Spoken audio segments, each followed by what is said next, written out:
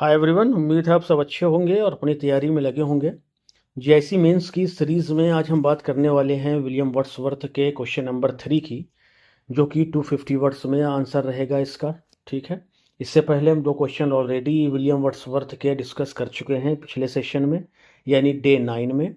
आज ये जो सेशन है ये डे 10 होने वाला है जीआईसी मेंस एग्ज़ाम के लिए।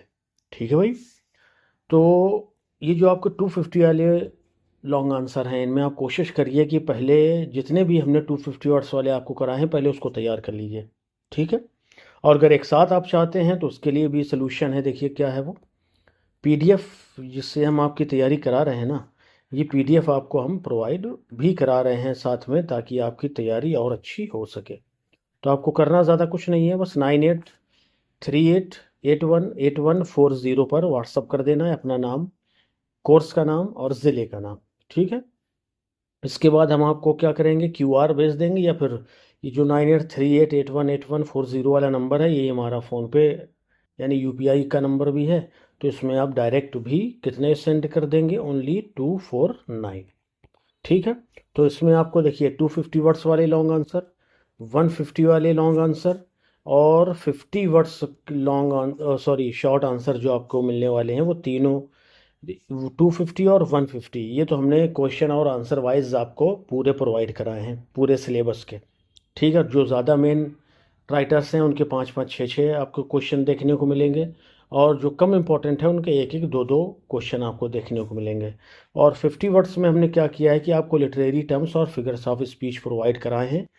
200 से 300 आपको वो भी मिल जाएंगे जो इम्पोर्टेंट है आपके सिलेबस में, वो सारा कुछ।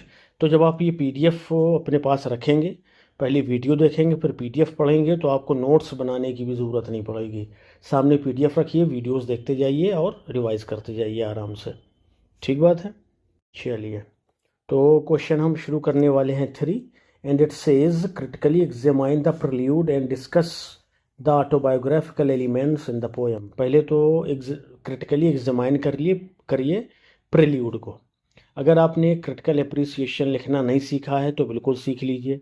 कोई भी आप इंग्लिश लिटरेचर का मेंस एग्ज़ाम देंगे उसमें एक नया क्वेश्चन आपको क्रिटिकल अप्रिसिएशन का देखने को ज़रूर मिलता है। ठीक है। जब क्रिटिकल अप्रिसिएशन आप लिखने लगेंगे तो उसी के अकॉर्डिंग आप उसको क्रिटिकली एग्जामाइन भी करने लगेंगे। ठीक है। एक ही बात है दोनों। तो हमारे चैनल पर एक वीडियो है क्रिटिकल अप्रिसिएशन के नाम से, कि आप वो how to write critical appreciation, वो आप देखिए, बहुत आसान शब्दों में हमने आपको समझाया है, तो आप आसानी से फिर उसके बाद कर पाएंगे। आंसर देखिए, इंट्रोडक्शन है पहले, that prelude is not written by William Shakespeare. William Shakespeare के द्वारा नहीं लिखी गई है, कई बार ये ऑप्शन में मिल जाता है आपको। It is an autobiographical epic poem by William Wordsworth. ठीक है। began in 1798, published posthumously in 1850। बहुत लंबे समय के बाद इन्होंने 1798 में इसको लिखना शुरू करा था, लेकिन इनकी ज़िंदगी में तो पब्लिश नहीं हुई। जब इनकी मृत्यु हो गई 1850 में एज अ पोएट लॉरिएट, ये हम बताएंगे आपको अभी, तो इनकी पत्नी ने फिर इसको पब्लिश कराया था पोस्थमसली। ठीक है। पोस्थमस क्या मतलब होता है, ऐसा कोई बच्चा जो अपने पिता की मृत्यु के बाद पैदा हुआ हो, यानी महीने, 2 महीने, 4 महीने, या उसके माँ के गर्भ में आ जाने के बाद उसके पिता मान लीजिए मर गए, उसके बाद अगर वो बच्चा पैदा होता है तो वो पोस्थमस कहलाता है। और जो कोई वर्क किसी राइटर का उस राइटर की मृत्यु के बाद पब्लिश होता है उसको भी हम पोस्थमस कहते हैं। ये ध्यान रखिएगा, वन वर्ड में भी आता है। It traces the growth of the poets mind. ये जो पोएम है ये trace the growth of poets mind, ये किसी कवि के माइंड की ग्रोथ को ट्रेस करती है, कैसे किसी कवि का मस्तिष्क धीरे धीरे ग्रो करता है, डेवलप होता है। एंड स्पिरिचुअल डेवलपमेंट, और आत्मिक डेवलपमेंट कैसे होता है उसके अंदर, ये बात भी ये ट्रेस करती है। It is regarded as one of the greatest achievements of English romantic poetry. इसे इंग्लिश रोमांटिक पोइट्री में ग्रेटेस्ट अचीवमेंट भी कहा जाता है। और किसके द्वारा लिखी गई है, विलियम वर्ड्सवर्थ के द्वारा। इसकी ख़ास बात क्या है कि ये ऑटोबायोग्राफिकल पोएम है। इसमें क्या दिखाया गया है कि किस तरह से पोएट कवि का मस्तिष्क और उसका स्पिरिचुअल डेवलपमेंट होता है। चलिए आगे देखेंगे। देखिए ये इतने जितने भी आपको लॉन्ग आंसर हमने प्रोवाइड कराए हैं ना, चाहे वो 250 वर्ड के हों या 150 वर्ड के, सभी आपको हेडिंग वाइज देखने को मिलेंगे ताकि आप आसानी से उसको क्या कर पाएँ, याद कर पाएँ। चलिए आगे है ऑटोबायोग्राफिकल एलिमेंट्स क्या क्या हैं इसमें। The poem is deeply autobiographical, काफ़ी गहराई तक ये ऑटोबायोग्राफिकल है। प्रेजेंटिंग वर्ड्सवर्थ्स ओन एक्सपीरियंसेस, ये वर्ड्सवर्थ के खुद के अनुभवों को प्रेजेंट करती है। फ्रॉम चाइल्डहुड टू एडल्टहुड, बचपन से लेकर के जवानी तक के। He recalls his early life in the lake district, वो लेक डिस्ट्रिक्ट में जब रह रहे थे तो अपनी ज़िंदगी के शुरुआती सालों को रिकॉल, याद करते हैं। Where nature shaped his imagination, जहाँ पर नेचर ने उनकी इमेजिनेशन, कल्पना को शेप दिया, आकार दिया। एंड मोरल वैल्यूज़, और उनकी नैतिक वैल्यूज़ को भी, मान्यताओं को भी शेप मिला, किसके द्वारा, नेचर के द्वारा। इंसिडेंट्स सच एज बोटिंग, कुछ एक घटनाएं जैसे बोटिंग है, खैर घटनाएं तो नहीं है ये, स्केटिंग है, माउंटेन क्लाइंबिंग है, and wandering through the countryside reveal how these experiences influenced his personality. करेंगे अगर कुछ इंसिडेंट्स की बात कर लीजिए उनकी ज़िंदगी के, जैसे वो कभी बोटिंग करने गए, कभी स्केटिंग करने गए, कभी माउंटेन क्लाइंबिंग करने गए, और कभी यूं ही टहलने निकल पड़े प्रकृति के बीच में। तो ये सब रिवील करते हैं कि हाउ दीज एक्सपीरियंस, की किस तरह से इन अनुभवों ने इन्फ्लुएंस्ड हिज पर्सनैलिटी, उनके व्यक्तित्व को इन्फ्लुएंस, प्रभावित किया है। हिज एजुकेशन एट कैम्ब्रिज, उनकी एजुकेशन जो रही कैम्ब्रिज में। हिज विजिट टू फ्रांस, और फ्रांस भी जाना हुआ इनका। During the French revolution, French revolution के दौरान, जो कि कब शुरू हुई थी, 1789 में। वहाँ ये एक लेडी से मिलते हैं, एनेट ऐसे ही करके कुछ नाम है, सॉरी भूल रहे हैं वो। तो वहाँ पर उन दोनों में प्यार हो जाता है।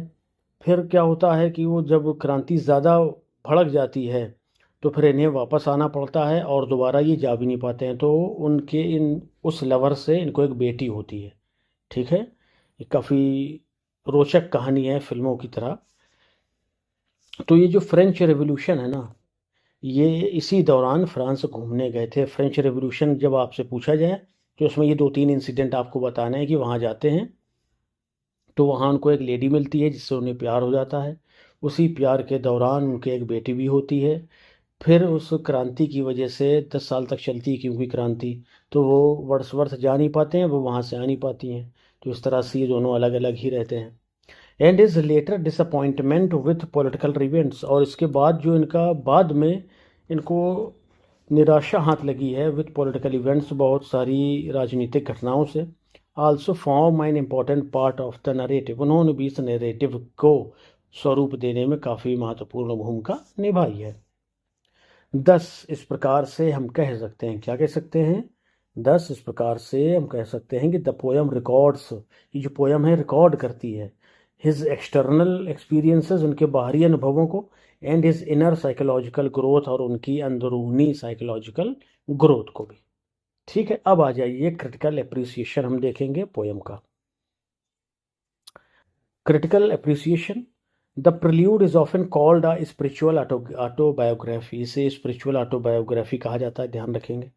Because it focuses more on the evolution of poets mind, क्योंकि ये ज़्यादातर जो फोकस करती है ना एवोल्यूशन, विकास पर, ऑफ पोएट्स माइंड, कवि के मस्तिष्क, देन ऑन एक्सटर्नल इवेंट्स, बाहरी घटनाओं के बजाय।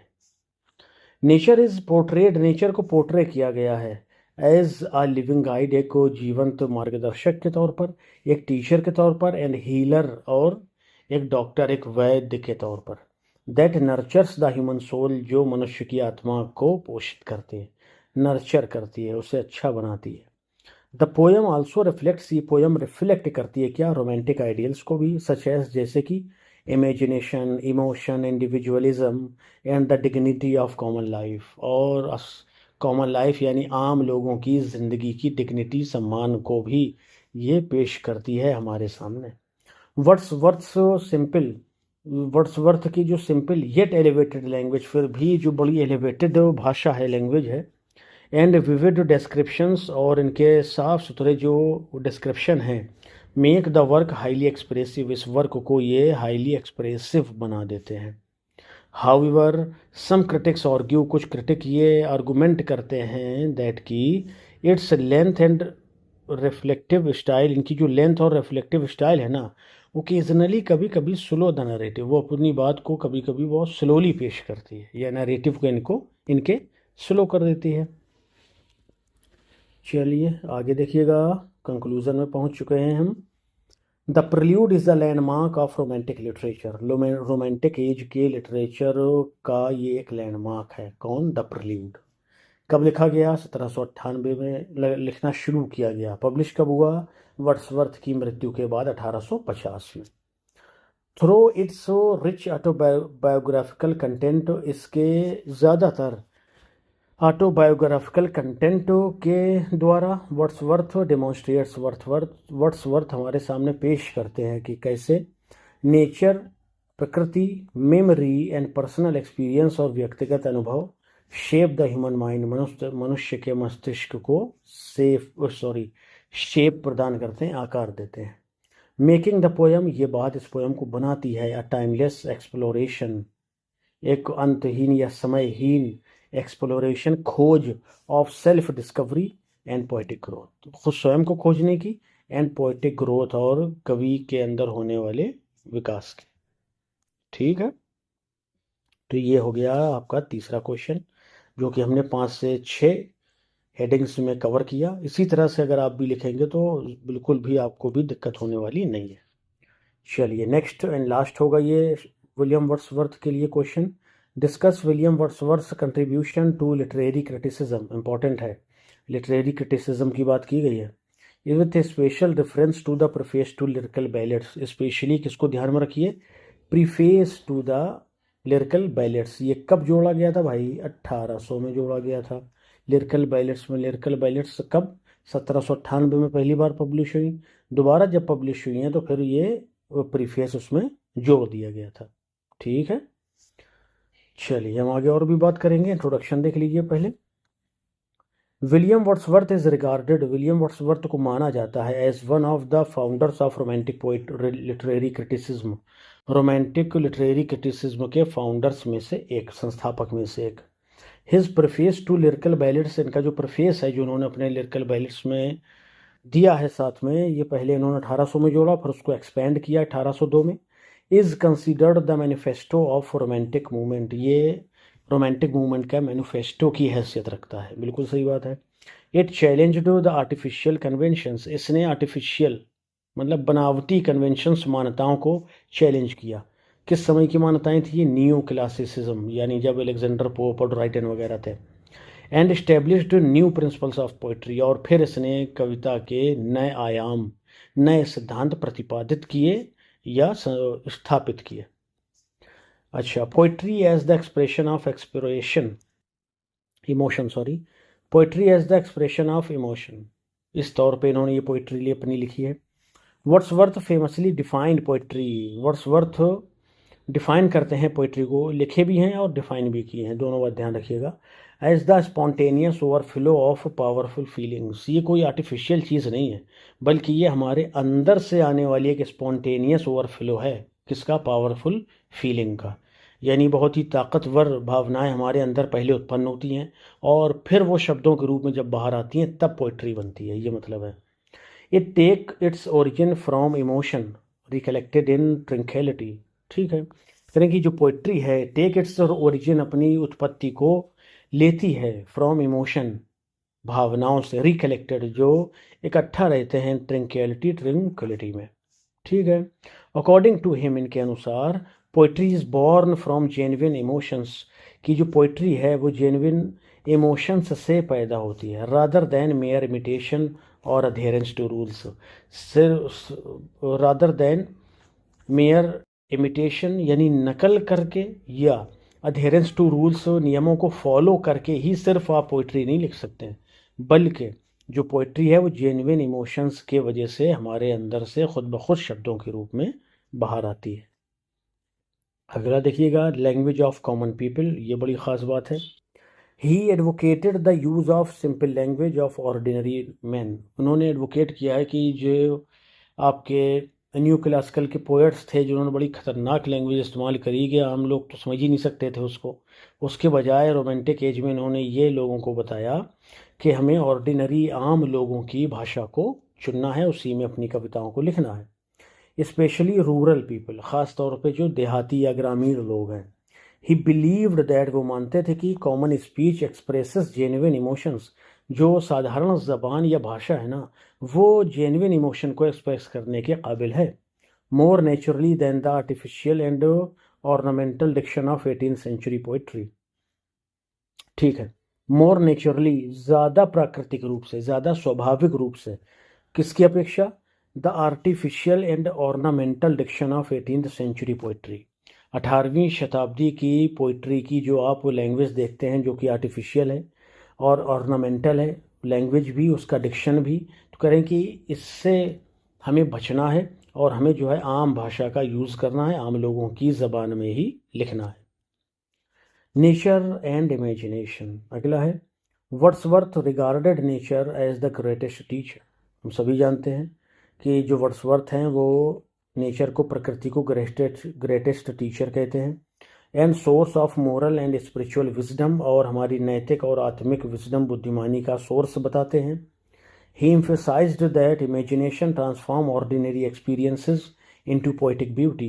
ही, वो जोर देते हैं किस बात पे? कि इमेजिनेशन ट्रांसफॉर्म, जो हमारी कल्पना है ना, वो ट्रांसफॉर्म कर देती है ऑर्डिनरी एक्सपीरियंसेस, साधारण अनुभवों को, इनटू पोएटिक ब्यूटी, एक पोइटिक ब्यूटी में, making poetry both delightful and meaningful. और इससे जो हम कविता लिख पाते हैं ना, वो डिलाइटफुल भी होती है, आनंदमयी भी होती है और अर्थपूर्ण भी होती है। बड़ा ज़बरदस्त विचार है इनके। लेकिन कई क्रिटिक इनकी इस बात पे भी आलोचना करते हैं कि आपने ज्ञान तो बहुत दिया है, लेकिन उसी ज्ञान को अपनी पोइट्री में ही आपने नहीं रखा है। आगे जब हम क्रिटिसिज्म की बात करेंगे, अब पीजीटी में अभी आपको क्रिटिसिज्म जुड़ गया तो फिर वहाँ देखेंगे अपन अच्छे से इसको। The role of the poet according to Wordsworth, Wordsworth के अनुसार अ पोएट, जो कोई एक कवि होता है ना, a man speaking to man, वो एक ऐसा आदमी होता है जो बहुत सारे लोगों से बात कर रहा होता है। A poet possesses great sensitivity, एक पोएट बहुत ज़्यादा सेंसिटिविटी रखता है, कल्पना रखता है, इंसाइट रखता है, देन ऑर्डिनरी पीपल, साधारण लोगों से, तभी तो उसका नाम होता है। And express universal human emotions, और वो यूनिवर्सल ह्यूमन इमोशन को एक्सप्रेस करता है इन अ वे, एक ऐसे तरीके से, दैट इनलाइटेंस एंड इंस्पायर्स रीडर्स, एक ऐसे तरीके, एक ऐसे ढंग से जो अपने रीडर्स, पढ़ने वालों को इंस्पायर भी करता है और इनलाइटन, ज्ञान भी उनका बढ़ाता है। कंक्लूजन में आ गए हैं अपन, देख लेंगे। Wordsworth preface to lyrical ballads, Wordsworth का जो प्रीफेस टू लिरिकल बैलेट्स है ना, जिसमें ये सारी चीज़ें इन्होंने बताई जो हमने अभी हेडिंग्स में डिस्कस करी। रेवोल्यूशनाइज्ड इंग्लिश लिटरेरी क्रिटिसिज्म, इसने इंग्लिश लिटरेरी क्रिटिसिज्म को बहुत ज़्यादा क्रांति प्रदान करी, गति प्रदान की, ऐसा कह सकते हैं। बाय डिफाइनिंग द नेचर, प्रकृति को डिफाइन करके, भाषा को डिफाइन करके, एंड पर्पस ऑफ पोइट्री, और कविता के उद्देश्य को डिफाइन करके। हिज एम्फेसिस ऑन इमोशन, उनका जो भावनाओं पर जोर रहता है, कल्पना पर जो वो जोर देते हैं और प्रकृति पर जो जोर देते हैं, सिंप्लिसिटी पर जो जोर देते हैं, laid the foundation of romantic criticism, इसने रोमांटिक क्रिटिसिज्म की नींव रखी। And continues to influence literary theory, और इसने लिटरेरी थेरी को प्रभावित करना जारी रखा। आगे देखिएगा। The preface remains one of the most important critical essays in English literature, और जितनी भी बातें करी वो तो अपनी जगह, एक बात जो सबसे इंपॉर्टेंट है वो क्या है कि जो प्रीफेस है ना, ये रिमेन्स अभी भी बना हुआ है one of the most important critical essays, सबसे महत्वपूर्ण क्रिटिकल एसेज में से इन इंग्लिश लिटरेचर, अंग्रेजी साहित्य की। बहुत बड़ी बात है ये, न जाने कितने क्रिटिकल एसेज और क्रिटिकल नोट्स लिखे गए, लेकिन इसे अभी भी एक बहुत ही इंपॉर्टेंट क्रिटिकल एसे का स्थान प्राप्त है। ठीक है भाई, तो यहाँ तक हमने डिस्कस कर लिया हमारे वर्ड्सवर्थ को। आगे हम क्या डिस्कस करेंगे? जॉन ड्राइडन को। ठीक है, देखिए, किसी, आप वो पढ़ तो रहे ही हैं, तैयारी कर रहे हैं टीजीटी, पीजीटी, जीआईसी, एलटी की। अगर किसी तरह की कोई मुश्किल आपको आ रही है तैयारी में, तो हमारा टेलीग्राम चैनल ज्वाइन करिए, उसका डिस्क्रिप्शन में आपको लिंक मिल जाएगा। ठीक है, इसके बाद हम जीआईसी की पीडीएफ की बात कर चुके हैं। अगर आप टीजीटी और पीजीटी की तैयारी कर रहे हैं तो हम आपको न्यू सिलेबस के अकॉर्डिंग, जो नया सिलेबस अभी इसी अगस्त में ही हमारे सामने आया है, तो उस सिलेबस के अकॉर्डिंग ही हमने आपके लिए पीडीएफ तैयार की हुई हैं। ठीक है भाई। इस पीडीएफ को लेने के लिए आपको वही तरीका अपनाना है कि हमें 9838818140 पर क्या करना है, आपको व्हाट्सअप करना है, नाम और कोर्स का नाम लिखना है। टीजीटी के लिए आपको वही पुराने ही पैसे हम ले रहे हैं आपसे 299। काफ़ी कुछ चेंज हुआ है, काफ़ी कुछ बढ़ा भी है, लेकिन हमने रेट नहीं बढ़ाए हैं।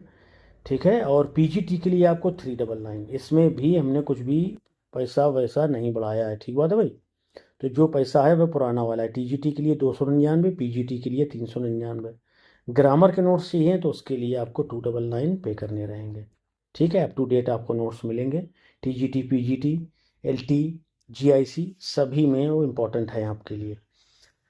चलिए, मिलते हैं नेक्स्ट सेक्शन में। और एक चीज़ आपके लिए बता दें कि टीजीटी, पीजीटी और जीआईसी सभी की प्लेलिस्ट चैनल पर मौजूद है। फ्री ऑफ कॉस्ट आप तैयारी कर सकते हैं। सिर्फ पीडीएफ को आपको पैसा देना, video free, free and free. ठीक है भाई। उसके बाद भी कोई दिक्कत हो तो टेलीग्राम चैनल आपके लिए मौजूद है। बिल्कुल आइए, वहाँ पर हमें बताइए, हम आपकी मदद करेंगे, कोशिश करेंगे। ठीक है भाई। चलिए, मिलते हैं नेक्स्ट सेशन में। Till then bye bye. Thank you.